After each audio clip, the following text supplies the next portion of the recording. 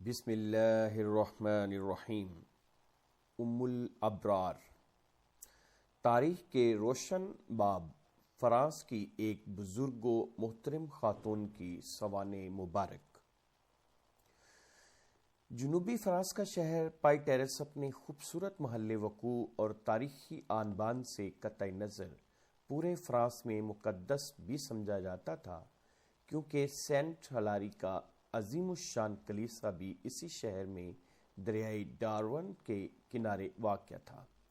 France میں بہت سے کلیسا تھے، مگر سینٹ ہلاری کا کلیسا اپنی چند خصوصیات کی وجہ سے زیادہ پرکشش تھا۔ اس کلیسا میں ہمہ وقت اللہ کی حمد و ثنا کا اہتمام تھا۔ ہر 4 گھنٹے بعد جب ایک راہب اپنے طائفے کے ساتھ حمد و ثنا کے فرائض انجام دے کر جاتا تو دوسرا راہب عبادت گزاروں کے ساتھ آ کر حمد و ثنا میں مصروف ہو جاتا۔ شب و روز حمد و ثنا کا تسلسل برقرار رکھنے کے لیے راہب اور عبادت گزاروں کے 6 طائفے کلیسا میں ہی قیام پذیر تھے۔ سینٹ ہلاری کے کلیسا میں ساری رونقیں آرچ بشپ جیکب کے دم قدم سے تھیں۔ یہ انہی کی انتھک محنتوں کا نتیجہ تھا کہ کلیسا میں آنے والوں کا تانتا بندہ رہتا تھا۔ آرچ بشپ جیکب بڑے زاہد اور پاک باز تھے۔ ان کی عمر 100 سال سے تجاوز کر چکی تھی، مگر ان کی صحت قابل رشک تھی۔ 4 سال سے وہ کلیسا کی حدود ہی میں ایک حجرے میں معتکف ہو گئے تھے۔ وہ عبادت تک میں بھی شریک نہ ہوتے تھے۔ ان کا نائب پادری اسمیت تمام امور کی دیکھ بھال آرچ بشپ جیکب کے بنائے ہوئے ضابطوں کے مطابق کیا کرتا تھا۔ آرچ بشپ صرف اتوار کو صبح 8 بجے سے دن کو 1 بجے تک برکتیں حاصل کرنے والے مشتاقان دید کو فرداً فرداً اپنے حجرے میں آنے کی اجازت دیتے تھے۔ وہ سراپائے محبت تھے۔ ان سے ملاقات کرنے والا اپنے دل کا دامن آسودگیوں سے بھر کر ہی لوٹتا تھا۔ ایک دن آرچ بشپ کے ایک دوست کی نوجوان بیٹی فلورا جب برکتیں حاصل کرنے آئی تو اس نے بڑے ادب سے کہا، میں نے یہ فیصلہ کر لیا ہے کہ اپنی زندگی نن بن کر گزار دوں گی۔ مجھے آپ اس مقدس کلیسا کی آغوش میں پناہ دے دیجیے۔ آرچ بشپ نے فلورا کے چہرے پر عزم و ثبات کا نور دیکھ کر کہا، کیا تم نے اپنے باپ رچرڈ سے نن بننے کی اجازت لے لی ہے؟ جب میں نے ان سے اجازت طلب کی تو انہوں نے مجھ سے کہا کہ اگر آپ مجھے نن بنا لیں گے تو انہیں کوئی اعتراض نہ ہوگا۔ میں یہ یقین لے کر یہاں آئی ہوں کہ آپ مجھے ہرگز مایوس نہیں کریں گے۔ فلورا کا جواب سن کر آرچ بشپ نے اپنی روشن آنکھیں موند لیں اور دیر تک کچھ سوچتے رہے۔ پھر فیصلہ کن انداز میں کہا، میں تمہیں نن بننے کی اجازت ہرگز نہیں دوں گا۔ مگر کیوں؟ فلورا نے سراپائے احتجاج بن کر کہا، کیا میرے فیصلے غلط ہوا کرتے ہیں؟ سوال کے جواب میں آرچ بشپ نے ایک اور سوال کر ڈالا، میں سوچ بھی نہیں سکتی کہ آپ کے فیصلے غلط ہو سکتے ہیں، مگر اس اعتماد کے باوجود میں بے اطمینانی کا شکار ہوں۔ آپ کا قرب تو اطمینان کی ضمانت ہوا کرتا ہے، کیا آپ مجھے مطمئن نہیں کریں گے؟ آرچ بشپ نے انگشت شہادت آسمان کی طرف اٹھاتے ہوئے کہا، اطمینان تو بس آسمانی باپ ہی دلوں کو فراہم کرتا ہے۔ اگر میں تمہیں مطمئن کرنے کی کوشش کروں گا تو تمہارا اضطراب اور بڑھ جائے گا۔ کبھی کبھی اضطراب بھی سکون آفریں بن جاتا ہے۔ آپ مجھے بتائیں کہ میں کیوں نن نہیں بن سکتی؟ ضد نہ کرو بیٹی، تمہارا نازک ذہن حقائق کی آنچ سے سلگ جائے گا، تمہارے خواب کا آئینہ چکنا چور ہو جائے گا، اور جو آگ بھڑکے گی اس کی لپیٹ میں ہی نہیں یہ پورا کلیسا آ جائے گا۔ مقدس بزرگ، آپ نہ جانے کس آگ کا ذکر کر رہے ہیں آپ کی بات سن کر میرا ذہن واقعی سلگ اٹھا ہے اور اس وقت تک سلگتا رہے گا جب تک آپ مجھے یہ بات نہ بتا دیں گے کہ میں کیوں نن نہیں بن سکتی۔ فلورا اپنا جملہ مکمل کرتے ہوئے شدت جذبات سے پھوٹ پھوٹ کر رونے لگی تھی۔ اس صورتحال کو دیکھ کر آرچ بشپ نے فلورا کو تسلی دے کر چپ کراتے ہوئے کہا، اگر تم نہیں مانتی تو سنو، اب نجات کی راہیں کلیسا کی طرف نہیں آتی، آنے والا آ چکا ہے۔ اب نجات اسی کو ماننے میں اور اسی کی تعلیمات پر عمل کرنے میں ہے۔ کون آ چکا ہے؟ آپ کس کی بات کر رہے ہیں؟ کھجوروں کے دیس میں پیدا ہونے والا نبی فارقلیت صلی اللہ علیہ وسلم، جو آیا بھی اور چلا بھی گیا، اور واضح نشانیوں کے باوجود ہم نے اسے نہ مانا۔ 4 سال پہلے میں اسپین کے شہر تولیدو گیا تھا۔ وہاں ایک ساراسین مسلمان درویش سے ملاقات ہو گئی تھی۔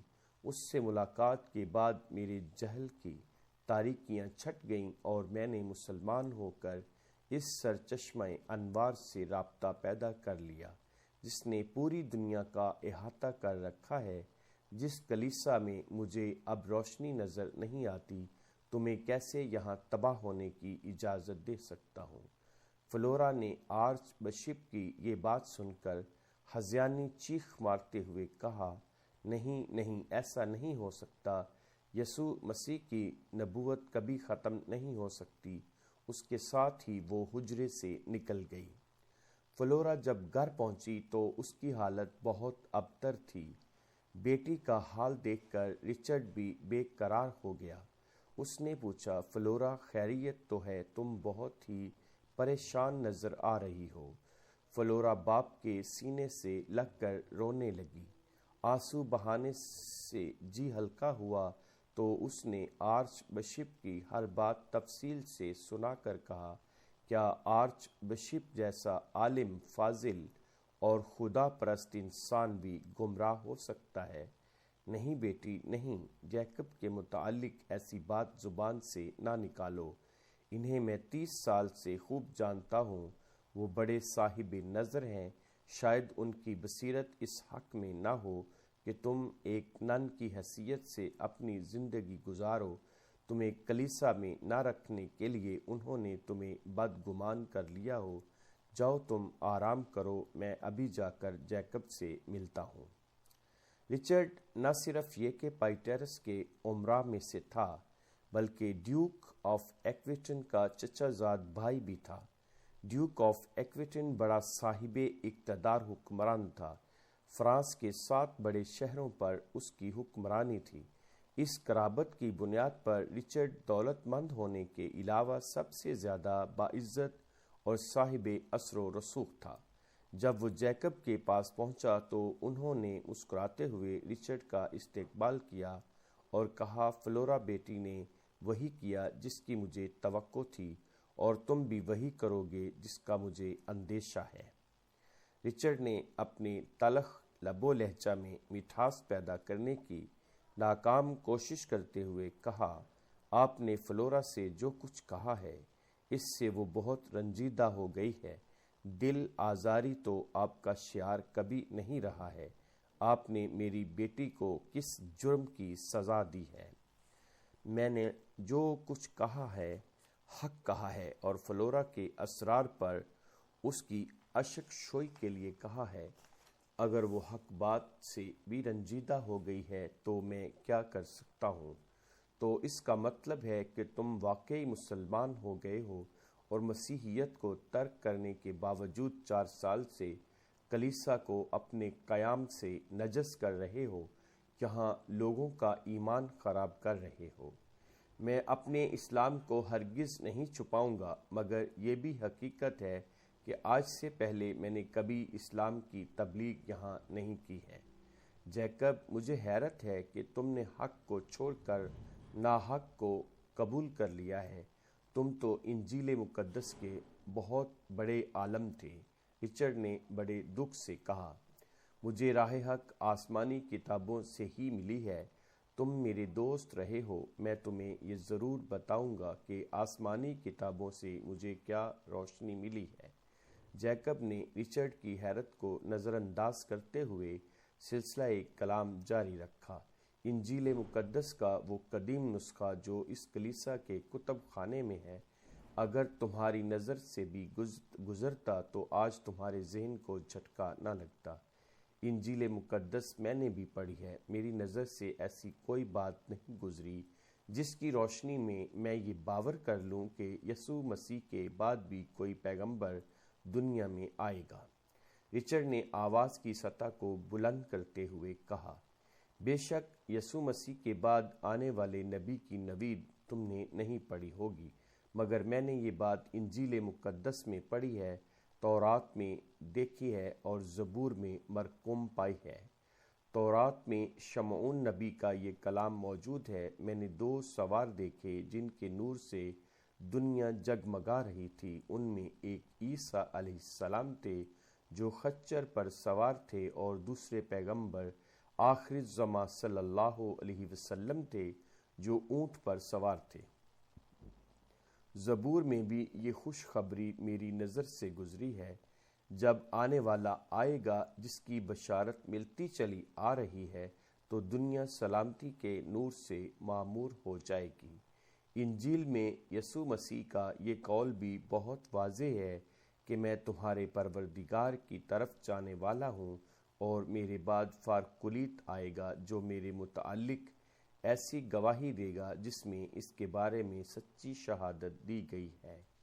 رچرڈ نے جملہ مکمل ہوتے ہی کہا، مگر مسلمانوں کے پیغمبر کا نام تو فارکلیت نہیں ہے، اگر بشارت انجیل میں ہے بھی تو اس کا اطلاق مسلمانوں کے نبی پر کیسے ہو سکتا ہے؟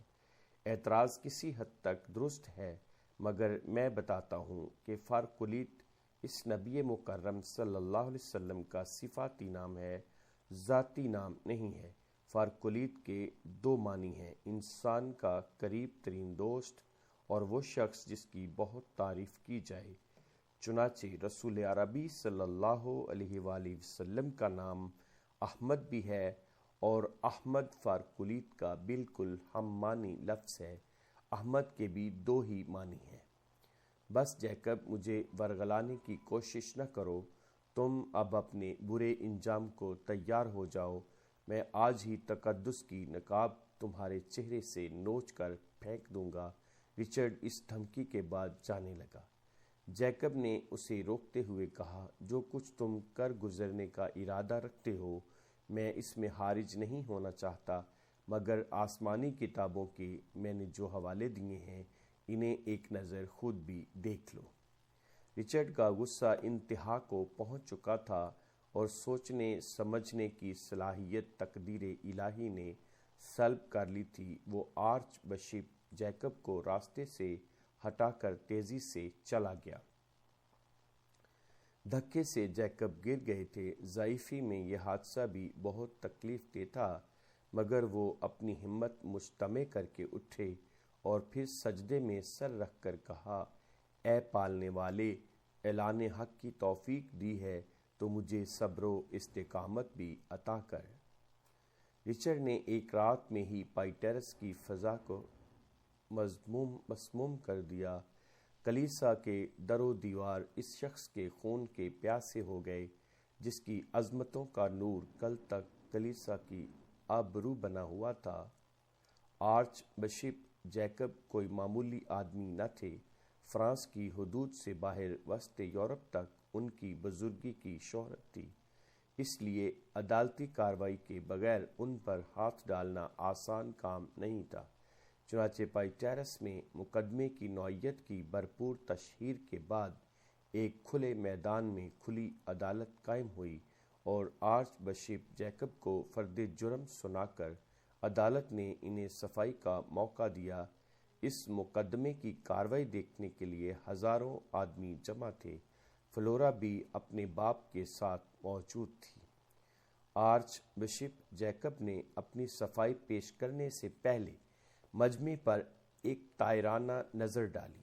ہر نظر میں اپنے لیے نفرت کی چنگاریاں دیکھ کر وہ مسکرائے اور عدالت سے کہا، رچرڈ نے جو الزامات مجھ پر عائد کیے ہیں ان میں صرف یہ الزام درست ہے کہ میں مسلمان ہو چکا ہوں، اور شاید یہی بنیادی اعتراف تم سننا بھی چاہتے تھے۔ میں گواہی دیتا ہوں کہ محمد صلی اللہ علیہ وسلم اللہ کے رسول ہیں، اور ان کے ساتھ رسول ہونے کی خبر آسمانی صحائف میں موجود ہے۔ یہ جواب سن کر مجمع غصے سے بے قابو ہوا، مگر سپاہیوں نے انہیں جیکب کے قریب نہ جانے دیا۔ عدالت نے سزائے موت سناتے ہوئے یہ بھی حکم دیا کہ مجرم کو اسی وقت سب کے سامنے قتل کر دیا جائے۔ جب جیکب کو قتل کرنے کے لیے جلاد آیا تو انہوں نے اللہ اکبر کہہ کر گردن جھکا لی اور بلند آواز سے اللہ تعالیٰ کی پاکیزگی بیان کرنے لگے۔ موت سر پر سایہ فگن تھی، مگر اطمینان کا نور ان کے چہرے کو تابناک بنائے ہوئے تھا۔ جلاد کی تلوار منصف کا اشارہ پاتے ہی بجلی کی طرح کوندی اور سر تن سے جدا ہو گیا، مگر بے بصیرت مجمع یہ نہ دیکھ سکا کہ بندہ اللہ سے واصل ہو گیا۔ پورا مجمع خوشی کے نعرے لگاتا ہوا واہ واہ کر اٹھا، مگر فلورا کی آنکھوں میں آنسو تھے۔ اس کا بھائی الیگزینڈر اگر اسے سہارا نہ دیتا تو وہ ایک قدم بھی نہ چل سکتی۔ فلورا اپنے گھر پہنچی تو باپ نے کہا، یسوع مسیح کے دشمن کی موت پر تمہارا سوگ باعث شرم ہے۔ کیا تم نے جیکب کو کافر قرار نہیں دیا تھا؟ اس کے کفر کی مجھے اطلاع نہیں دی تھی؟ اس مرحلے پر الیگزینڈر نے باپ سے کہا، فلورا کا دل بہت نازک ہے، انسانی قتل دیکھ کر اس کا موجودہ حال غیر فطری نہیں ہے۔ آپ جائیں، نشست گاہ میں بہت سے لوگ آپ کے منتظر ہیں، تھوڑی دیر میں فلورا کی طبیعت سنبھل جائے گی۔ رچرڈ نشست گاہ کی طرف چلا گیا۔ الیگزینڈر بہن کو اس کی خوابگاہ میں لے گیا اور کہا، اب تم تھوڑی دیر آرام کر لو اور جو کچھ دیکھا ہے اسے بھول جانے کی کوشش کرو۔ فلورا بھی تنہائی چاہتی تھی۔ اس نے بھائی سے کہا، تمہارا مشورہ درست ہے۔ الیگزینڈر کے چلے جانے کے بعد فلورا نے ایک طویل اور سرد آہ بھر کر خود کلامی کی۔ یہ میں نے کیا کر ڈالا؟ آرچ بشپ کا جھوٹ میرے تجربے میں کبھی نہیں آیا تھا۔ مجھے ان کی بات سن کر جذباتی نہیں ہونا چاہیے تھا۔ مجھے ان سے ان کے دعوے کی دلیل طلب کرنا چاہیے تھی۔ انہوں نے جو کچھ کہا تھا اس بات پر انہیں کامل یقین تھا۔ سزائے موت سن کر بھی وہ مطمئن تھے، اور جب جلاد انہیں قتل کرنے کے لیے ان کے نزدیک پہنچ چکا تھا تو وہ مسکرا رہے تھے۔ ان کے چہرے پر اطمینان کا نور تھا۔ انہوں نے موت بھی زندگی کی طرح قبول کی۔ ایک عابد و زاہد، ذی علم اور صاحب بصیرت انسان نے اپنا مذہب کسی نہ کسی مستحکم بنیاد پر ہی چھوڑا ہوگا۔ میں وہ بنیاد ضرور تلاش کروں گی۔ انجیل کا ایک ایک حرف میں ایک بار غیر نظر سے ضرور پڑھوں گی۔ میں نے بڑا گناہ کیا ہے، میں خود کو کبھی معاف نہیں کروں گی۔ چہرے جھوٹ نہیں بولا کرتے۔ جیکب بلا شبہ سچے آدمی تھے۔ حقیقت کی یہ تعریف تو ہرگز نہیں کہ جو ہم جانتے ہیں صرف وہی حقیقت ہے۔ ہمارا علم ہمیشہ ارتقاء پذیر رہے گا۔ جہاں علم و دانش میں اپنے شعور کے کسی فیصلے کو حرف آخر مان لینا کہاں کی دانائی ہے۔ فلورا خیالات کی رو میں بہتی ہوئی سو گئی۔ شام کو جب خادمہ نے آ کر جگایا تو وہ بیدار ہوئی، اور یہ پیغام سن کر کہ کھانے پر اس کا انتظار ہو رہا ہے، اس نے خادمہ سے کہا، جاؤ کہہ دو میں فوراً پہنچ رہی ہوں۔ خادمہ چلی گئی تو فلورا نے منہ پر پانی کے چھینٹے مارے، اور تیار ہو کر جب کھانے کی میز پر پہنچی تو باپ اور بھائی کے علاوہ 2 مہمانوں کو بھی موجود پایا۔ کھانے کے دوران میں فلورا نے باپ سے پوچھا، جب اتوار کو تنہائی میں آرچ بشپ سے آپ کی ملاقات ہوئی تھی تو آپ دونوں کے مابین کیا گفتگو ہوئی تھی؟ رچرڈ یہ غیر متوقع سوال سن کر برہم ہو گیا اور کہا، آئندہ جیکب کو آرچ بشپ ہرگز نہ کہنا۔ اس سے میری جو گفتگو ہوئی تھی وہ اتنی مہمل اور لا یعنی تھی کہ اس کا اعادہ وقت کے ضیاع کے علاوہ کچھ بھی نہیں ہے۔ تم اس کے تذکرے سے کھانا بدمزہ نہ کرو۔ اگر تم وہ گفتگو سننا ہی چاہتی ہو تو کھانا کھا لینے کے بعد سننا، جب ہمارے معزز مہمان رخصت ہو جائیں۔ رچرڈ کی بات سن کر فلورا تو خاموش ہو گئی، مگر دونوں مہمان وہ گفتگو سننے کے لیے اصرار کرنے لگے۔ ان میں سے ایک بولا، جیکب سے آپ کی جو گفتگو ہوئی تھی جب تک ہم نہ سن لیں گے یہاں سے نہیں جائیں گے۔ جیکب کی گمراہی ہمارے لیے ابھی تک ناقابل یقین ہے، حالانکہ ترک مذہب کا اعتراف خود اس کی زبان سے سن چکے ہیں۔ شاید آپ کے بیان سے جیکب کی گمراہی کا کوئی مزید ثبوت مل جائے۔ مہمانوں کے اصرار پر رچرڈ نے بلا کم و کاست وہ مکالمے سنا دیے جو جیکب اور اس کے درمیان ہوئے تھے۔ مکالمے سن کر مہمان تو جیکب کی گمراہی پر متفق اور مطمئن ہو گئے، لیکن فلورا کے لیے تحقیق کا دروازہ کھل گیا۔ توریت، زبور، انجیل کے حوالے اس کے ذوق تجسس کے لیے مہم میز بن گئے۔ مہمان چلے گئے تو فلورا بھی اپنی خوابگاہ میں پہنچ گئی۔ دن میں کئی گھنٹے سو لینے کے بعد نیند آنے کا فوری امکان تو تھا ہی نہیں۔ وہ روتی رہی اور جیکب کے بارے میں سوچتی رہی۔ رات گئے، جب اسے نیند آئی تو اس نے خواب میں بھی جیکب کو ہی دیکھا۔ جیکب شاہانہ لباس زیب تن کیے ہوئے بہت ہی پرفضا اور حیرت ناک حد تک خوبصورت باغ میں ایک مرصع تخت پر بیٹھے ہوئے تھے۔ ان کے آس پاس کئی خادم مؤدب کھڑے نظر آئے۔ فلورا مجرمانہ احساس سے گردن جھکائے ان کی طرف بڑھی اور ان کے قریب جا کر خاموشی سے کھڑی ہو گئی۔ جب جیکب کی شفقت بھری آواز نے اسے مخاطب کیا تو وہ رونے لگی اور ان کے قدموں میں جھک کر معافی مانگنے لگی۔ جیکب نے اس کا سر اپنے قدموں سے اٹھاتے ہوئے کہا، یہ وقت بہت قیمتی ہے، اسے رو کر ضائع نہ کرو۔ جو کچھ ہوا وہ مشیت الہی تھی، مجھے اسی طرح سرخ رو ہونا تھا جس طرح ہوا۔ تم یہ بات ذہن سے نکال دو کہ تم میرے قتل کا سبب بنی۔ میں نے تمہارے اس قصور کو مرنے سے پہلے ہی معاف کر دیا تھا جو تم سے مذہبی جنون میں سرزد ہوا تھا۔ تم بہت اچھی بیٹی ہو۔ میں نے تمہارے باپ کو آسمانی صحائف کے جو حوالے دیے تھے وہ کلیسا کے کتب خانے میں تمہیں آسانی سے مل جائیں گے۔ میں اب بھی تمہیں یقین دلاتا ہوں کہ اللہ کی خوشنودی اور نجات کا راستہ اسلام اور صرف اسلام ہے۔ جب تمہیں بھی حوالے دیکھ کر اسلام کی صداقت کا یقین آ جائے تو میری خوابگاہ میں جانا۔ وہاں اوپر تلے آبنوس کے 3 صندوق رکھے ہوئے ہیں۔ درمیانی صندوق میں میری کلمی کتاب تمہیں ملے گی جس پر میں نے لکھا ہے، اسلام ایک سچا دین۔ اس کلمی کتاب کے مطالعے سے تمہیں بہت نفع ہوگا۔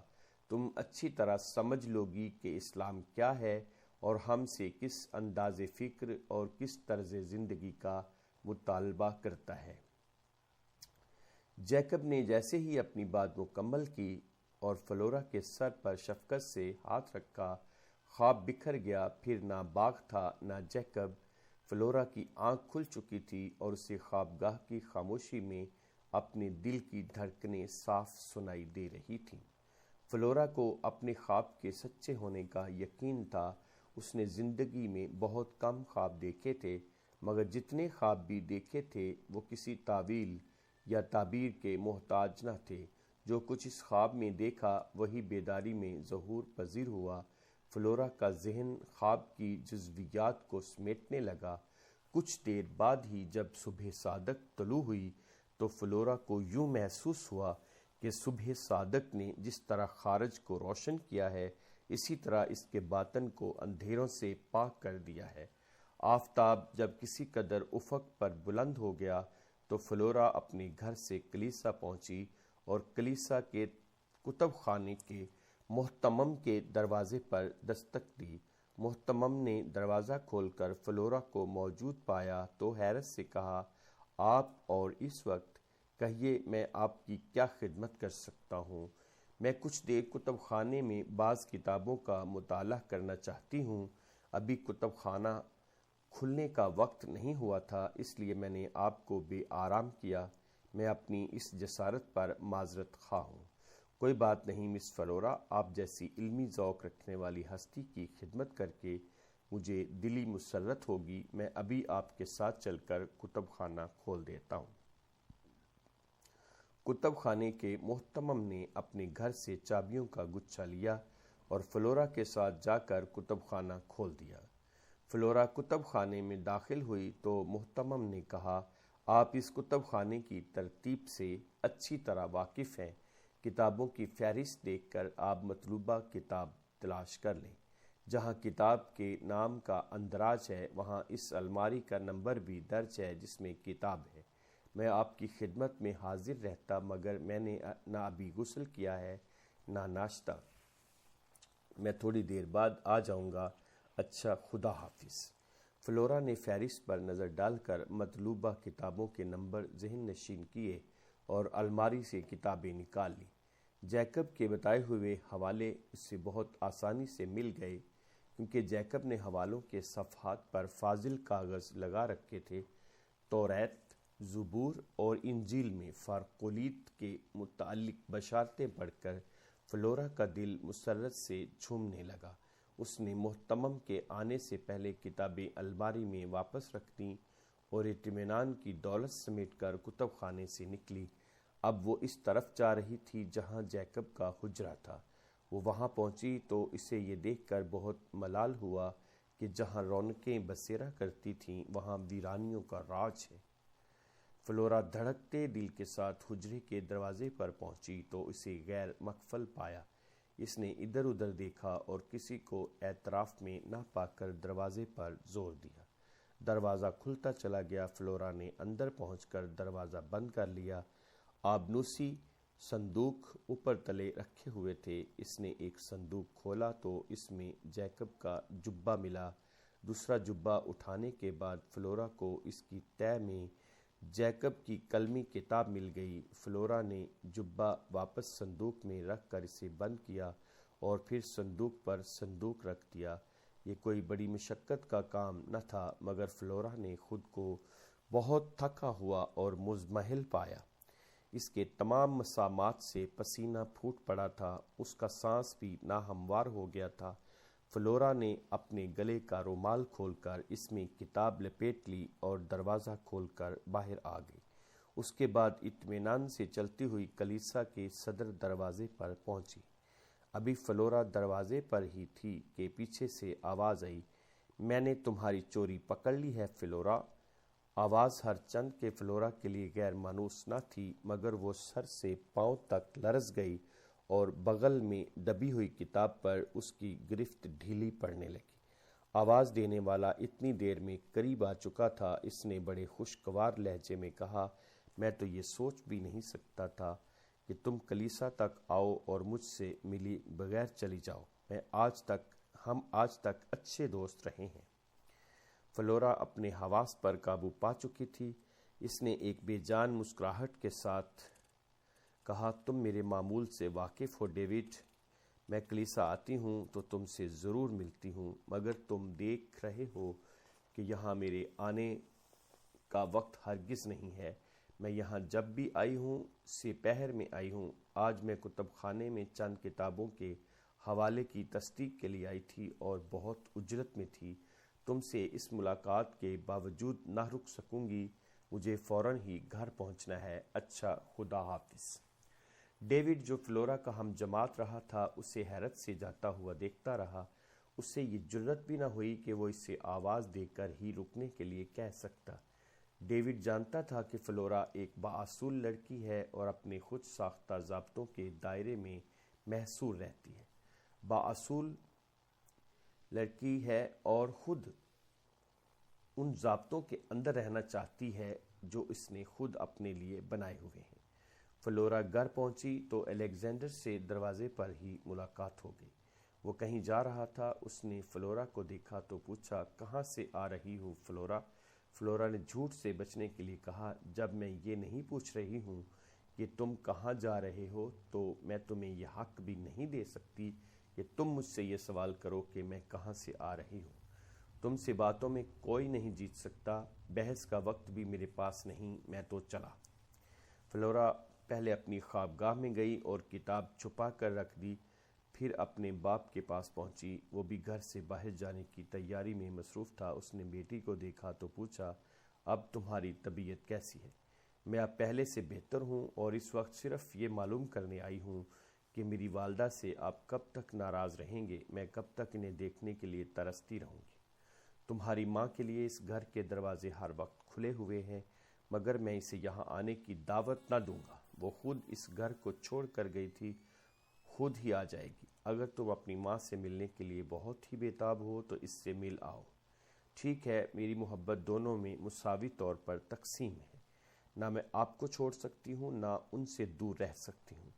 میں کچھ دنوں کے لیے اپنی ماں کے پاس ناربون جا رہی ہوں۔ اگر میرا تنہا سفر آپ کو ناگوار گزرے تو الیگزینڈر سے کہہ دیجیے کہ وہ مجھے ماں کے پاس چھوڑ آئے۔ میں الیگزینڈر سے کہہ دوں گا کہ وہ تمہارے ساتھ چلا جائے، مگر دیکھنا یہ ہے کہ اس کی تجارتی مصروفیات اسے سفر کی اجازت دیتی ہیں یا نہیں۔ میں یقین سے کہہ سکتی ہوں کہ الیگزینڈر ہر قیمت پر میرے ساتھ جائے گا، ماں کے دیدار کے لیے وہ بھی مجھ سے کم مضطرب نہ ہوگا۔ رچرڈ گفتگو کے دوران میں تیار ہو چکا تھا۔ اس نے اپنی سنہری دستے کی مرصع چھڑی اٹھاتے ہوئے کہا، اچھا اب میں چلا۔ آج پاپا اعظم کی خدمت میں ایک وفد بھیجا ہے تاکہ وہ جیکب کے متعلق انہیں تفصیلات سے آگاہ کر کے نئے آرچ بشپ کا ان سے تقرر کروائے۔ رچرڈ چلا گیا تو فلورا اپنی خوابگاہ میں پہنچی اور خادمہ کو بلا کر کہا، میں آرام کرنا چاہتی ہوں، اگر میرے ملاقاتی آئیں تو ان سے کہہ دینا آج میں کسی سے ملاقات نہیں کروں گی۔ خادمہ چلی گئی تو فلورا نے خوابگاہ کا دروازہ اندر سے بند کر کے شمع روشن کی اور کتاب نکال کر دھڑکتے ہوئے دل سے کھولی۔ اس نے پہلے صفحے پر لکھی ہوئی عبارت پڑھنا شروع کی، میں نے جو لکھا ہے پورے دینی شعور اور دیانت سے لکھا ہے، اس کا ہر حرف صداقت ہے، اور ایسی صداقت ہے جس کی صحت پر میں ایمان رکھتا ہوں۔ اس کتاب کو جو بھی پڑھے اپنے اعتقادات کی روشنی میں نہ پڑھے، جو یائے حق بن کر پڑھے تاکہ بغیر سوچے سمجھے ایک صداقت کبریٰ کا انکار نہ کر سکے۔ اس عبارت کے نیچے جیکب کے خوبصورت دستخط جگمگا رہے تھے۔ فلورا نے اس عبارت کو کئی بار پڑھا۔ تحقیق اور قبول حق کے لیے خود کو اچھی طرح آمادہ کر لینے کے بعد اس نے دوسرے صفحے کا مطالعہ شروع کیا۔ الوہیت ناقابل تقسیم ہے اور اللہ کے سوا کسی میں بھی الوہیت کا تصور باطل ہے۔ عیسیٰ علیہ السلام روح القدس اور مریم علیہ السلام اللہ کی مخلوق ہیں۔ ان کے مراتب عظیم تر ہونے کے باوجود الوہیت سے عاری ہیں۔ نہ کوئی اللہ کی ذات میں شریک ہے، نہ اس کی اطلاقی صفات میں ساجھی۔ عیسائی عیسیٰ علیہ السلام کی تعلیمات کو نظر انداز کر کے توحید کی روشن شاہراہ سے بھٹک کر شرک کی دلدل میں جا گرے ہیں۔ اللہ نے جب یہ دیکھا کہ حضرت عیسیٰ علیہ السلام کی امت گمراہی کے راستے پر اتنی آگے نکل چکی ہے کہ خود واپس نہیں آ سکتی، تو اس نے حضرت محمد صلی اللہ علیہ وسلم کو نبی بنا کر مبعوث کیا تاکہ وہ انبیاء ما سبق کی تصدیق کریں اور سابقہ امتوں نے اپنے رسولوں پر جو بہتان تراشی کی ہے اس کی تردید کریں۔ حضرت محمد صلی اللہ علیہ وسلم اللہ کے آخری رسول ہیں اور ان پر نازل ہونے والی کتاب قرآن آخری کتاب ہدایت ہے۔ میری کتاب کے دوسرے ابواب قرآن ہی سے ماخوذ ہیں۔ آخری باب میں اسلام قبول کرنے کا طریقہ اور ارکان اسلام بجا لانے کا تفصیلی طریقہ کار بھی موجود ہے۔ 112 صفحات پر مشتمل کتاب فلورا نے ایک ہی نشست میں پڑھ ڈالی اور اس ضرورت کو اشد محسوس کیا کہ اس کتاب کو جب تک بار بار نہ پڑھا جائے گا بات اچھی طرح سمجھ میں نہ آئے گی۔ فلورا بہت ذہین اور تعلیم یافتہ تھی۔ انہوں نے بنیادی باتیں پہلے مطالعہ ہی میں سمجھ لیں۔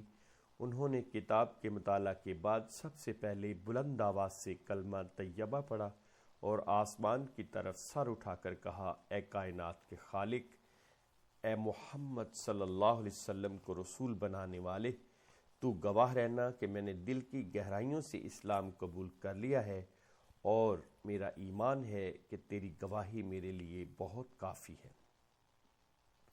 فلورا نے کتاب دوبارہ صندوق میں مقفل کرنے کے بعد اپنا سر سجدے میں جھکا دیا اور اپنے مخلص اشکوں کا پہلا نذرانہ توحید کی شمع دل میں فروزاں کر کے رب العالمین کی بارگاہ میں پیش کیا۔ رچرڈ نے جب اپنے بیٹے الیگزینڈر سے کہا کہ وہ اپنی بہن کو کچھ دنوں کے لیے ناربون چھوڑ آئے تو الیگزینڈر بولا، میں 15 دن سے پہلے پائٹرس سے ہل بھی نہیں سکتا، کاروباری الجھنیں یہاں میری موجودگی کا تقاضا کر رہی ہیں، میں فلورا سے بات کر لوں گا، آپ مطمئن رہیں۔ الیگزینڈر نے جب فلورا کو اپنی کاروباری مجبوری بتائی تو اس نے کہا، 15 دن بعد میں کوئی عذر نہ سنوں گی، تمہیں ماں کے پاس چلنا ہی ہوگا۔ میں ضرور چلوں گا بہن، ماں کے لیے میرا دل بھی تمہاری طرح ہی دھڑکتا ہے، الیگزینڈر نے جذباتی ہو کر کہا۔ فلورا بہت خوش تھی، اسلام کو محفوظ طریقے پر سیکھنے کے لیے انہیں 15 دن مل گئے تھے۔ انہوں نے 15 دنوں میں کتاب ازبر کر لی، نماز شروع کر دی اور اس میں ذات کو حرز جاں بنا لیا۔ جب وہ پائٹرس سے اپنے بھائی کے ساتھ ناربون پہنچی تو ان کا حافظہ کتاب سے بے نیاز ہو چکا تھا، انہیں ہر بات یاد تھی، وہ اسلام کی روح کو سمجھ چکی تھیں۔ فکری انقلاب تکمیل کے مراحل طے کر رہا تھا۔ بیٹے اور بیٹی سے مل کر دکھیاری ماں کی آنکھیں روشن ہو گئیں۔ فلورا کی ماں این بڑی خوددار خاتون تھیں، شوہر انہیں اکثر ان کے والدین کی غربت کے طعنے دیا کرتا تھا۔ وہ اکثر کہا کرتا تھا کہ اس نے ان سے شادی کر کے ان پر احسان کیا ہے۔ یہ بات جس میں طنز کے سوا کچھ نہ ہوتا تھا، ان کی عزت نفس پر بہت گراں گزرتی تھی۔ انہوں نے شوہر کو کئی بار بڑی نرمی اور متانت سے سمجھایا تھا کہ وہ ایسی باتیں نہ کیا کرے جس کی تلافی ان کے اختیار سے باہر ہے، مگر اس کے رویے میں کوئی تبدیلی نہیں آئی اور آخر روز روز کی دل آزاری سے تنگ آ کر وہ اپنی والدہ کے پاس ناربون چلی آئیں۔ این کے والدین غریب نہیں تھے مگر رچرڈ کی طرح متمول بھی نہ تھے۔ ان کے والد کا انتقال ہو چکا تھا، ان کی والدہ زمین اور مکانات کی معقول آمدنی سے ایک آسودہ زندگی گزار رہی تھی۔ بیٹی ناربون آئی تو ان کی تنہائیاں رونق آشنا ہو گئیں۔ الیگزینڈر 3 دن ناربون میں قیام کے بعد واپس ہو گیا۔ فلورا نے اپنے قیام کے لیے نانی کے بڑے اور کشادہ مکان میں الگ تھلگ ایک کمرہ منتخب کر لیا تھا۔ گھر میں ایک بوڑھی خادمہ تھی اور ایک معمر غلام تھا۔ اس گھر میں 5 افراد رہتے تھے۔ غلام بڑا فرض شناس اور دیانتدار تھا۔ فلورا کی نانی اس پر بڑا اعتماد کرتی تھی، وہ آمد و خرچ کا پورا حساب رکھتا تھا۔ ایک دن جب تمام افراد کھانا کھا رہے تھے تو این نے اپنی ماں سے کہا، ابا نے ہمارے ورثے میں زمین بھی چھوڑی ہے اور مکانات بھی، مگر میرے خیال میں رحمین جیسا غلام ابا نہ چھوڑتے تو اب بہت پریشان ہوتے۔ ہاں بیٹی، یہ بات تم نے بالکل درست کہی، رحمین کو غلام نہ کہا کرو، وہ اب میرے خاندان کا فرد ہے۔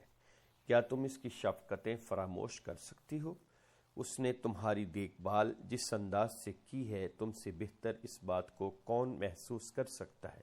مجھے تو وہ آدمی نہیں فرشتہ معلوم ہوتا ہے، وہ کافر ہو کر بھی نہ جانے اتنا اچھا کیوں ہے۔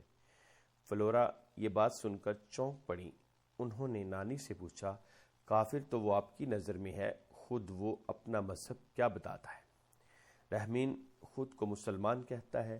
اگر تم اس کے کمرے میں جاؤ تو کپڑوں کے 2 جوڑوں کے علاوہ صرف 3 چیزیں وہاں اور ملیں گی، ایک لوٹا جس سے 5 مرتبہ منہ ہاتھ دھوتا ہے، ایک کپڑا جس پر کھڑے ہو کر بیٹھ کر اور زمین پر سر رکھ کر بقول خود عبادت کرتا ہے، اور ایک کتاب ہے جو وہ اپنے ساتھ ہی لایا تھا، وہ یہ کتاب روز پڑھتا ہے۔ فلورا کا اس اطلاع سے دل خوش ہو گیا کہ ایک مسلمان بھی یہاں موجود ہے، مگر انہوں نے اپنی مسرت کو چھپا کر کہا، انسان کی پرکھ اس کے مذہب سے نہیں، اس کے اخلاق سے ہوتی ہے۔ دنیا میں ہر شخص کسی نہ کسی مذہب کے ماننے کا دعویٰ کرتا ہے، مگر عملی اعتبار سے بہت کم لوگ اچھے انسان ثابت ہوتے ہیں۔ ہمیں رحمین کے مذہب سے کیا سروکار، ہمارے لیے تو بہرحال وہ ایک نعمت ہے۔ فلورا کی ماں اور نانی دونوں ہی نے پرزور تائید کی۔ دوسرے دن فلورا نے ماں سے فرمائش کی کہ وہ ناربون کے پرفضا مقامات کی سیر کرنا چاہتی ہے۔ ماں نے بیٹی کی اس خواہش کو سراہتے ہوئے کہا، مجھے کچھ ہلکی سی حرارت ہے اور تمہاری نانی بہت ضعیف ہے۔ اگر سیر و تفریح میرے ساتھ کرنے کا ارادہ ہے تو تم 2-1 دن ٹھہر جاؤ، طبیعت ٹھیک ہو جائے گی تو چلیں گے، اور اگر زیادہ ہی دل گھبرا رہا ہے تو رحمین کو ساتھ لے جاؤ۔ آپ کی یہ تجویز بہت مناسب ہے، میں آج رحمین کے ساتھ چلی جاتی ہوں۔ آپ کی طبیعت سنبھل جائے گی تو آپ کے ساتھ بھی جاؤں گی۔ یہ ٹھیک ہے بیٹی، تم رحمین کے ساتھ چلی جاؤ۔ ماں سے اجازت حاصل کر کے فلورا رحمین کے کمرے میں پہنچی جو صدر دروازے کے پاس تھا۔ رحمین نے انہیں دیکھا تو بڑی شفقت سے کہا، زہے نصیب، آج تو بیٹی خود چل کر ہمارے پاس آئی ہے، کہو میرے لیے کیا خدمت ہے؟ میں آج ناربون کے بعض پرفضا مقامات کی سیر کرنا چاہتی ہوں، آپ کو میرے ساتھ چلنا ہوگا۔ ماں سے میں اجازت لے چکی ہوں۔ میں تمہارے ساتھ ضرور چلوں گا، تم تیار ہو کر آ جاؤ۔ میں بالکل تیار ہو کر آئی ہوں، آپ کو اگر کچھ تیاری کرنا ہے تو کر لیجئے، میں یہاں موجود رہوں گی۔ رحمین نے اپنا عصا اٹھایا اور مسکراتے ہوئے کہا، چلو بیٹی، میں تمہارے ساتھ چل رہا ہوں۔ دونوں گھر سے نکل کر ایک طرف چل پڑے۔ کچھ دور چلنے کے بعد جب وہ سی راہ پر پہنچے تو رحمین نے کہا، اب بتاؤ کدھر چلنا ہے؟ یہ راستہ دریا کی طرف جاتا ہے اور اس راہ پر چل کر ہم سرسبز پہاڑوں کی طرف جا سکتے ہیں۔ فلورا نے پہاڑوں کی طرف جانے والے راستے پر قدم بڑھاتے ہوئے کہا، آج اس طرح چلیں گے۔ 2 گھنٹے کی مسافت طے کر کے وہ دامن کوہسار میں پہنچ گئے۔ وہاں ہر طرف شادابی ہی شادابی تھی۔ سفر کے دوران میں وہ دونوں خاموش رہے۔ فلورا نے ایک گھنے درخت کے نیچے ایک چٹان دیکھی تو اس پر آرام کرنے کے لیے بیٹھتے ہوئے رحمین سے کہا، آئیے آپ بھی تشریف رکھیں، جب تک سورج ڈھل نہیں جاتا ہم یہیں آرام کریں گے۔ رحمین جب چٹان پر بیٹھ گیا تو فلورا نے پوچھا، آپ کا نام رحمین ہے؟ ہاں، میرا یہی نام ہے، مگر تم نے میرے نام کا صحیح تلفظ ادا کیا ہے، ورنہ میرے نام کے ساتھ سبھی زیادتی کرتے ہیں۔ میرا پورا نام عبد الرحمن ہے اور میں مسلمان ہوں۔ تمہارے نانا نے مجھے ایک بردہ فروش سے خریدا تھا اور میرے ساتھ اتنا اچھا سلوک کیا تھا کہ میں یہیں کا ہو رہا۔ تمہارے نانا کی موت کے بعد تمہاری نانی کے رویے میں کوئی فرق نہیں آیا۔ عبد الرحمن اپنی داستان حیات غیر مرتب انداز میں جستہ جستہ سناتے رہے اور فلورا اس وقت تک بڑی توجہ سے سنتی رہی جب تک نماز ظہر کا وقت نہ ہو گیا۔ عبد الرحمن کا سلسلہ کلام منقطع کرتے ہوئے فلورا نے کہا، میں عبادت کرنا چاہتی ہوں، کیا یہاں قریب ہی پانی مل جائے گا؟ عبد الرحمن کو معلوم تھا کہ تھوڑے فاصلے پر ایک چھوٹا سا چشمہ ہے، چنانچہ وہ فلورا کے ساتھ چشمے پر پہنچے اور خود وضو کرنے کے لیے بیٹھ گئے۔ فلورا انہیں غور سے دیکھتی رہی۔ وہ جاننا چاہتی تھی کہ کتاب سے جو وضو کا طریقہ انہوں نے سیکھا تھا وہ درست تھا یا نہیں۔ عبد الرحمن وضو سے فارغ ہوئے تو فلورا بہت خوش ہوئیں، کیونکہ جو طریقہ وضو انہوں نے اپنا رکھا تھا اس کی کامل مطابقت دیکھ چکی تھی۔ عبد الرحمن کے بعد جب فلورا نے وضو شروع کیا تو عبد الرحمن انہیں حیرت سے دیکھتے رہے، مگر جب فلورا نے نماز بھی پڑھ لی تو انہوں نے پوچھا، بیٹی، یہ مسلمانوں کا انداز عبادت تم نے کب سے اختیار کر لیا؟ فلورا کیونکہ عبد الرحمن سے بہت کچھ سیکھنا چاہتی تھی، اس لیے انہوں نے اسلام قبول کرنے کی روداد تفصیل سے سنا کر کہا، اب آپ مجھے قرآن پڑھا دیں اور اسلام کے متعلق مجھے وہ سب کچھ سکھا دیں جو میں نہیں جانتی۔ آپ میرے اسلام کو اس وقت تک راز ہی رکھیں جب تک میں اسلام کو اچھی طرح سمجھ نہ لوں۔ میرے پاس قرآن مجید کا ایک نسخہ ہے، میں تمہیں قرآن ضرور پڑھاؤں گا اور جو کچھ میں جانتا ہوں سب کچھ سکھاؤں گا۔ میں آج جس قدر مسرور ہوں کبھی اتنا مسرور نہیں ہوا۔ نماز عصر پڑھ کر ہی گھر کی طرف ان کی واپسی ہوئی۔ راستے میں عبد الرحمن نے اپنی کتاب زندگی کے چند اوراق سنائے۔ مجھے یہ تو یاد نہیں کہ میں کہاں پیدا ہوا، میرے والدین کون تھے، مگر اتنا ضرور یاد ہے کہ مجھے ایک خاتون نے پرورش کیا، وہ لاولد تھی۔ ایک فقیر سے انہوں نے مجھے خریدا تھا۔ جب میری عمر 12 سال ہوئی تو اس نیک دل خاتون کا انتقال ہو گیا۔ میں جس مدرسے میں پڑھا کرتا تھا اس کے معلم مجھ پر بڑے مہربان تھے۔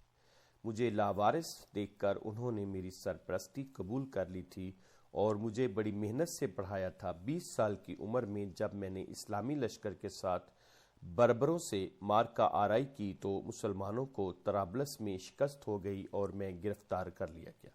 میں جس بربری کے حصے میں آیا تھا اس نے اندلس میں مجھے ایک بڑے ظالم یہودی کے ہاتھوں فروخت کر دیا۔ اس کے پاس میں نے 5 سال بڑے عذاب میں گزارے اور تمہارے نانا نے میری بے کسی اور یہودی کے مظالم کو دیکھ کر مجھے یہودی سے خرید لیا اور اپنے ساتھ فرانس لے آئے۔ میں ان کا احسان مند ہوں، میں ان کے فیاضانہ سلوک کو کبھی فراموش نہ کر سکوں گا۔ گھر پہنچ کر فلورا نے اپنی نانی اور ماں کو بتایا۔ تفریح بہت شاندار رہی اور بابا عبد الرحمن بہت شاندار آدمی ہیں۔ میں نے فیصلہ کر لیا ہے کہ میں ان کی زبان ان سے سیکھوں گی، ان کی زبان مجھے بہت پسند آئی۔ فلورا کی والدہ نے اپنی ماں کو مخاطب کرتے ہوئے کہا، یہ لڑکی زبانیں سیکھنے کے خبط میں مبتلا ہے۔ اس نے لاطینی، عبرانی اور فرانسیسی زبانیں سیکھ لینے کے بعد ایک نئی زبان سیکھنے کی ٹھان لی ہے۔ تم جانو اور تمہاری بیٹی، میں جوان لڑکیوں کے معاملات میں مداخلت نہ کرنے کی قسم کھا چکی ہوں۔ فلورا نے نانی کو پیار سے چوم کر کہا، نانی تم کتنی پیاری ہو۔ این اپنی بیٹی کے مزاج سے واقف تھیں، اس لیے انہوں نے ایک نئی زبان عربی سیکھنے کی اجازت دے ہی دی۔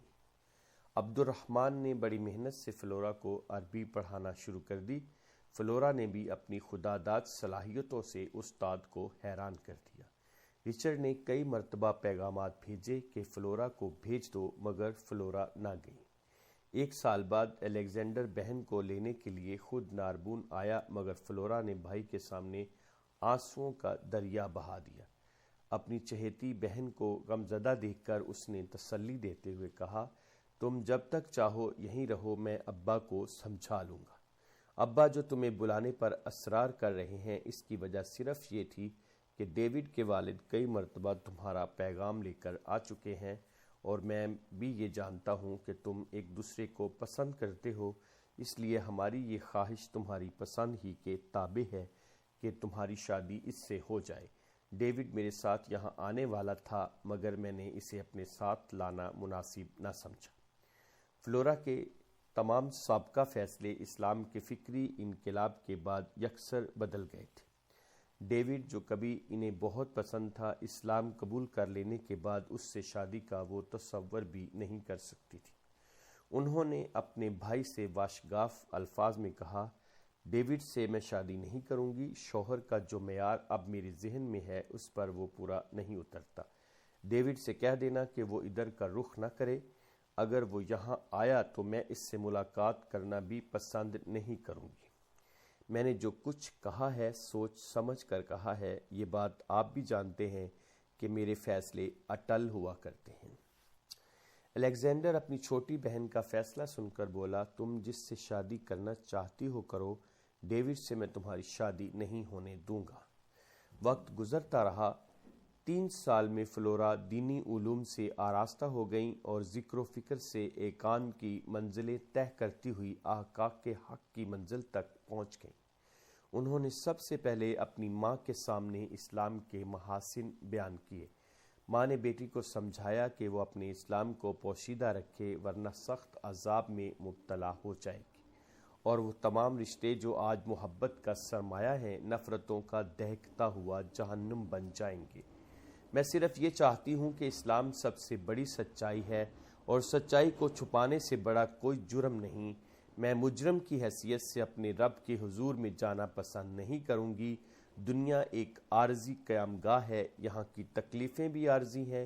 عارضی تکلیفوں سے ڈر کر ہمیشہ ہمیشہ کا عذاب قبول کرنا کہاں کی دانشمندی ہے۔ پڑوس کے گھر میں ایک لڑکی پر مدت سے آسیب کا اثر تھا اور پورا گھر اس کی وحشیانہ چیخو پکار سے تنگ آ چکا تھا۔ فلورا اپنے کمرے میں محو ذکر و فکر تھیں اور چیخو پکار سے ان کی توجہ کا ارتکاز درہم برہم ہو رہا تھا۔ انہوں نے استغفر اللہ کہہ کر آنکھیں کھولیں اور ان آوازوں کے عذاب سے نجات پانے کے لیے اپنے کمرے سے نکل کر پڑوس کے گھر پہنچ گئیں۔ لڑکی کے گھر والوں نے اسے رسیوں سے باندھ رکھا تھا اور اس نے چیخ چیخ کر آسمان سر پر اٹھا رکھا تھا۔ آپ اس لڑکی کے پاس جا کر بیٹھ گئیں اور اس کے سر پر ہاتھ رکھ کر کہا، اے خبیث، اس لڑکی کو چھوڑ کر چلا جا۔ میں تجھے صرف چند لمحوں کی مہلت دے رہی ہوں، ورنہ جلا کر خاک کر دوں گی۔ لڑکی کی زبان سے جن نے جواب دیا، آگ کو آگ سے نہ ڈراؤ، تم میرا کچھ نہیں بگاڑ سکتی، اپنی راہ لو۔ میرے معاملات میں مداخلت کی تو میں اس لڑکی کو چھوڑ کر تمہارے سر پر آ جاؤں گا۔ آپ نے جن کی بات کا کوئی جواب نہ دیا اور خاموشی سے مہلت کے چند لمحے گزارنے لگیں۔ مہلت ختم ہوئی تو آپ نے 3 بار اس میں ذات پڑھ کر لڑکی پر پھونک مار دی، جس کے اثر سے جن کا غیر مرئی جسم سلگ اٹھا۔ جن چیخنے لگا، مجھے چھوڑ دو، میں جا رہا ہوں، میں جل رہا ہوں، میں جل رہا ہوں، مجھ پر رحم کرو۔ آپ آنکھیں بند کیے بیٹھی رہیں اور جن کی آواز پست ہوتے ہوتے معدوم ہو گئی۔ لڑکی بے ہوش ہو گئی۔ سب گھر والے آپ کے پاس جمع ہو گئے۔ آپ نے ان سے کہا، اس لڑکی کے ہاتھ پیر کھول دو، یہ اچھی ہو گئی ہے، اس کا آسیب ختم ہو چکا ہے، اب نہ یہ شور مچائے گی نہ توڑ پھوڑ کرے گی، کل صبح اسے میرے پاس ضرور لانا۔ آپ واپس اپنے گھر آ گئیں۔ لڑکی آپ کے ارشاد کے مطابق تھوڑی دیر بعد ہوش میں آئی تو بالکل ٹھیک تھی۔ لڑکی کا علاج بڑے بڑے طبیب کر چکے تھے، پہنچے ہوئے راہب اپنے عمل آزما چکے تھے مگر اسے ٹھیک نہ کر سکے تھے۔ فطری طور پر گھر والوں کو آپ تمام راہبوں اور طبیبوں سے زیادہ باکرامت نظر آئیں اور آپ کی بزرگی کی شہرت ناربون میں پھیلنے لگی۔ مایوس العلاج مریضوں نے آپ کے پاس آنا شروع کر دیا، جو بھی آتا اللہ کے فضل سے شفا یاب ہو کر لوٹتا۔ ناربون کے پادریوں کو فکر لاحق ہو گئی کیونکہ اب لوگ انہیں نظر انداز کرنے لگے تھے۔ پادری رابرٹ کا ایک ہاتھ مدت سے مفلوج تھا، اس نے بھی آپ کے پاس آ کر قسمت آزمائی کا فیصلہ کیا، مگر اس کے دل میں بھی آپ کی طرف سے میل تھا۔ وہ آپ کو جادوگر تو سمجھنے کے لیے تیار تھا مگر آپ کی بزرگی کو تسلیم کرنے میں اسے تعمل تھا۔ جب رابرٹ آپ کی خدمت میں آیا تو راہبانہ وضاحت دیکھ کر بھی آپ نے اس کی توقع کے مطابق اس کی تعظیم نہیں کی اور کہا، پادری صاحب، میں صرف ان لوگوں کا علاج کرتی ہوں جو مجھے اللہ کی کنیز سمجھ کر میرے پاس آتے ہیں۔ جو مجھے جادوگر سمجھتے ہیں میں ان کے لیے کچھ نہیں کیا کرتی۔ رابرٹ اپنے دل کی بات آپ کی زبان سے سن کر چونک پڑا اور معذرت کرتے ہوئے کہا، بے شک میرا گمان یہی تھا کہ آپ جادوگر ہیں، لیکن آپ سے ملاقات کے بعد میرا خیال بدل گیا ہے۔ اس سے پہلے کہ میں تمہارے حق میں دعا کروں، تم 7 بار جادو اور جادوگروں پر لعنت بھیجو۔ رابرٹ کے حکم کی تعمیل کی تو آپ نے دعا کے لیے ہاتھ اٹھا دیے۔ دعا ختم ہونے سے پہلے رابرٹ کا مفلوج ہاتھ دوران خون کی زد میں آ گیا اور اس نے خوشی میں چیخ ماری، میرا ہاتھ اچھا ہو گیا، میرا ہاتھ اچھا ہو گیا۔ رابرٹ آپ کے سامنے تعظیم کے لیے جھکنے لگا تو آپ نے اسے روکتے ہوئے کہا، جاؤ، اللہ کا شکر ادا کرو جس نے تمہیں صحت عطا کی ہے۔ رابرٹ واپس ہوا تو وہ آپ کی مسیحائی سے بہت متاثر تھا، مگر لفظ اللہ اس کے ذہن پر ہتھوڑے برسا رہا تھا۔ وہ جانتا تھا کہ آسمانی باپ کو مسلمان اللہ کے نام سے یاد کرتے ہیں۔ اس نے سوچا، کیا فلورا مسلمان ہے؟ اور اگر مسلمان ہے تو اس کی دعا میں یہ تاثیر کیوں ہے؟ رابرٹ نے کئی پادریوں سے اس سوال کا جواب چاہا مگر کوئی اسے مطمئن نہ کر سکا، مگر اس پوچھ گچھ کے نتیجے میں یہ بات عام ہو گئی کہ فلورا مسلمان ہے۔ پادریوں نے ایک اجلاس طلب کیا جس میں ناربون کے تمام پادری شریک ہوئے۔ اجلاس میں شرکت کرنے والوں میں ایک پادری ایسا بھی تھا جو پائٹیرس میں اس وقت موجود تھا جب جیکب کو عیسائیت سے برگشتہ ہونے پر سزائے موت دی گئی تھی۔ اس نے لوگوں کو بتایا فلورا ڈیوک آف ایکویٹن کی بھتیجی اور رچرڈ کی بیٹی ہے۔ فلورا ہی نے جیکب کے کفر کو بے نقاب کر کے اپنے باپ سے کہا تھا کہ وہ اس گمراہ کو قتل کر دے۔ میری سمجھ میں یہ بات نہیں آتی کہ جو مسلمان کا وجود برداشت نہیں کر سکتی وہ خود مسلمان کیسے ہو سکتی ہے۔ ہمیں چاہیے کہ کوئی فیصلہ کرنے سے پہلے فلورا سے ملاقات کرے۔ ملاقات کے بعد یا تو ہمارا شک رفع ہو جائے گا یا یقین بن جائے گا، اور پھر ہم جو بھی لائے عمل بنائیں گے وہ بڑی حد تک ہمیں خطرات سے محفوظ رکھے گا، کیونکہ فلورا حکمران خاندان سے تعلق رکھتی ہے۔ اجلاس میں غور و فکر کرنے کے بعد یہ طے پایا کہ اتوار کو تمام پادری بڑے گرجا میں جمع ہوں گے اور عبادت کے بعد سب مل کر فلورا کے پاس چلیں اور اسے آج ہی اطلاع دے دیں کہ پائٹیرس کے تمام راہب 3 دن بعد یعنی اتوار کو شام کے وقت اس سے ملاقات کے لیے آ رہے ہیں۔ فلورا کو جب پادریوں کا پیغام ملا تو وہ سوچنے لگیں کہ آنے والوں کا کیا مقصد ہو سکتا ہے۔ کچھ دیر قیاس سرائی کرنے کے بعد انہوں نے اس سوال کو ذہن سے جھٹک دیا اور سوچا کہ جو بات 3 دن بعد معلوم ہو ہی جائے گی اس کے لیے دماغ سوزی سے کیا فائدہ ہوگا، تو وہی جو اللہ تعالیٰ چاہتا ہے۔ سنیچر کے دن دوپہر سے پہلے رچرڈ اور الیگزینڈر ناربون پہنچ گئے۔ رچرڈ بیوی کو لینے ہرگز نہ آتا، مگر بیٹی کی محبت نے اسے مجبور کر دیا۔ اس کے خیال میں بیٹی ناربون میں ماں کی محبت کے سبب ٹھہری ہوئی تھی۔ الیگزینڈر اور رچرڈ نے فلورا کی شفا بخشی کی داستانیں سنی تو حیرت زدہ رہ گئے۔ فلورا کے چہرے پر تقدس اور عظمت و جلال کا نور دیکھ کر انہیں سنی ہوئی داستانوں پر یقین آ ہی گیا۔ اسی دن بیوی اور بیٹی کے ساتھ رچرڈ اپنے بیٹے کی معیت میں پائٹیرس کی طرف روانہ ہو گیا۔ این کی ماں اور عبد الرحمن اپنی تنہائیوں میں رونے اور بلکنے کے لیے ناربون میں ہی رہ گئے۔ پائٹیرس میں ایک دن فلورا نماز پڑھ رہی تھی کہ رچرڈ ان کے کمرے میں آ گیا اور بیٹی کو نماز کی حالت میں حیرت سے دیکھنے لگا۔ وہ نماز سے فارغ ہوئیں تو اس سے پوچھا، یہ تم کیا کر رہی تھی؟ میں اللہ تعالیٰ کی عبادت کر رہی تھی۔ عبادت کا تم نے یہ کیا طریقہ ایجاد کیا ہے؟ مگر عبادت کا یہ طریقہ میں نے ایجاد نہیں کیا، یہ وہ طریقہ بندگی ہے جو اللہ تعالیٰ نے اپنے آخری رسول محمد الرسول اللہ صلی اللہ علیہ وسلم کو سکھایا، اور انہوں نے تمام مسلمانوں کو یہ طریقہ تعلیم کیا۔ رچرڈ یہ سن کر غصے سے بے قابو ہو گیا۔ اس نے کمرہ اندر سے بند کیا اور اپنی چہیتی بیٹی کو اتنا مارا کہ وہ بے ہوش ہو گئی۔ رچرڈ حیران تھا۔ زودکوب کے باوجود فلورا قطعاً خاموش رہیں۔ وہ نہ چیخیں اور نہ چلائیں اور نہ آنسو بہائے۔ رچرڈ خود ہی چیختا رہا تھا۔ اس نے کمرے کا دروازہ کھولا تو این اور ملازمین کو دروازے پر موجود پایا۔ این تیزی سے کمرے میں داخل ہوئیں اور چیخ مار کر لہو لہان بیٹی کو سینے سے لگاتے ہوئے کہا، رچرڈ تم نے یہ کیا کیا؟ رچرڈ جواب دینے سے پہلے ملازمین سے کہا، تم لوگ جاؤ۔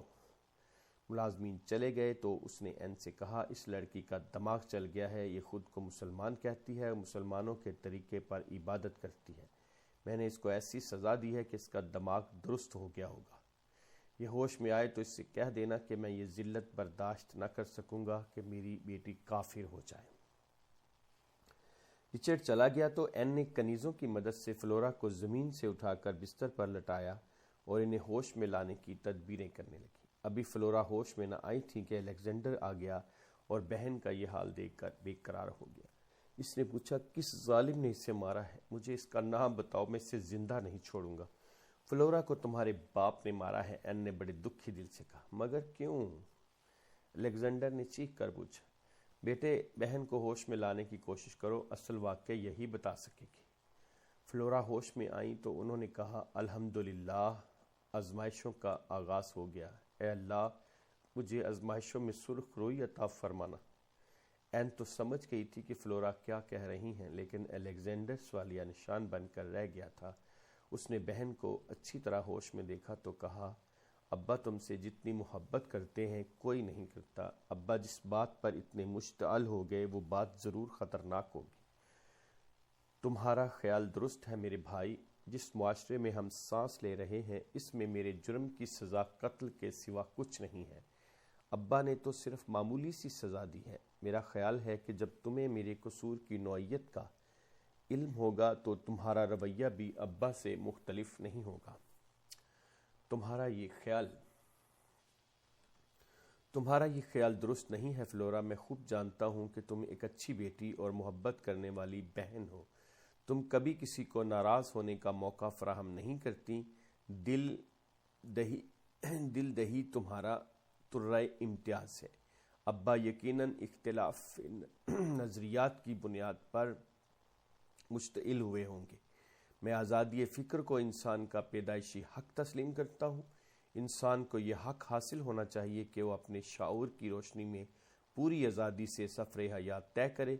تم میری بہن ہو اور یہ رشتہ نہ کوئی نظریہ ختم کر سکتا ہے اور نہ مذہب۔ مجھے بتاؤ ابا کس بات پر اس قدر برہم ہو گئے تھے؟ ناظرین، یہ ایک ایمان افروز داستان جو آپ کے گوش گزار کی گئی آج اس کا پہلا حصہ تھا۔ انشاءاللہ اب اس کا اگلا حصہ پیش کیا جائے گا۔ یہ دلچسپ داستان سننے کے لیے اس چینل